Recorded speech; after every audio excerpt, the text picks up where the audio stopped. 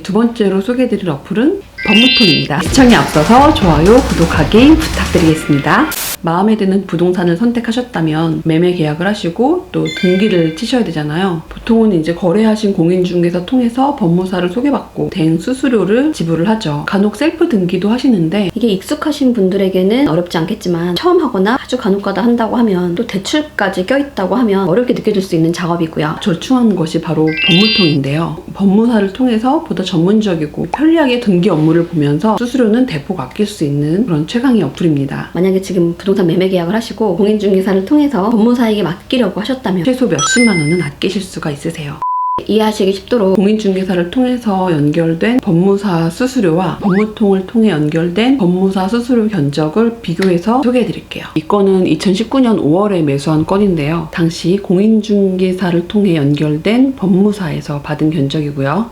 그리고 법무통을 통해 연결된 법무사에서 받은 견적입니다. 기본 취등록세라든지 비용은 유사한데 수수료에서 차이 나는 곳들이 보이죠. 실제로 이렇게 진행을 했고요. 간단한 이용 방법 안내를 해드릴게요.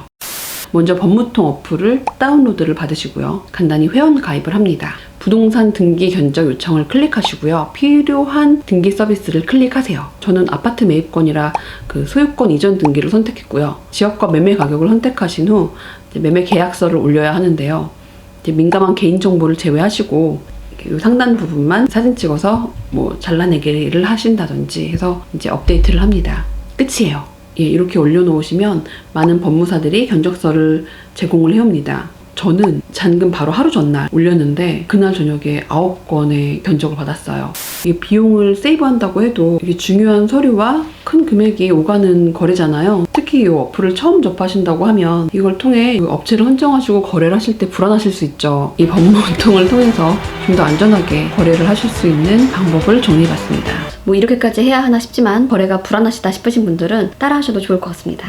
먼저 제한 업체를 선택하셔야 되는데 수수료만 놓고 이렇게 선택을 하시기보다는 다음 사항들을 체크해 보시고 선택하시길 권유를 드려요. 이제 제한이 들어온 법무사별 업체 정보를 클릭하시면 법무통 어플을 통해서 이 업체를 이용한 이용자들의 평점과 후기를 보실 수 있습니다. 신규 업체거나 평점이 낮은 업체면 좀 불안할 수 있겠죠. 당연히 평점도 높고 리뷰도 풍성한 그런 업체를 선택하시길 권유드리고요.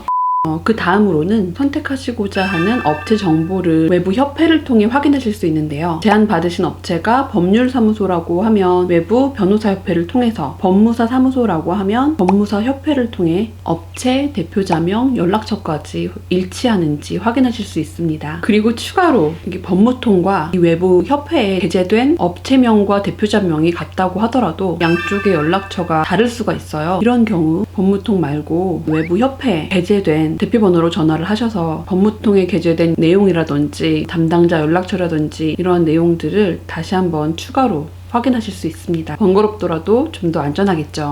다음 사항도 좀 중요한 내용인데요. 믿을 수 있는 법무사를 선택하셨다면 법무사 직원이 잔금 시간에 맞춰서 공인중개사로 찾아오고 매도자 매수자 간에 잔금 처리를 하는 동안 기다리셨다가 취등록에 필요한 여러 가지 중요한 서류들을 취합하셔서 가십니다. 그리고 가장 중요한 세금이나 여러 가지 비용 대납과 수수료 지급 과정이 따르는데요. 편하지 않을 수가 있잖아요. 뉴스를 보시면 이런 등기 업무를 대행하는 업체들 중에서 취등록을 대행하면서 확인 도장을 받고 지자체에다가 제출을 해야 되는데 허위 날인으로 중간에 비용을 갈취한다든지 혹은 이를 지연해서 납세 의무자, 매수자에게 가산세가 청구되는 일들이 발생하고 있어요. 이런 부분들을 방지하기 위해서 법무사 직원이 등기 업무 중에 입금 요청이 들어오면 좀 번거롭더라도 취득세를 직접 납부하겠다고 말씀을 하시고 부여받은 납부번호를 달라고 요청을 하세요. 그런 다음 위텍스 사이트로 가셔서 납부번호로 온라인 납부가 가능합니다.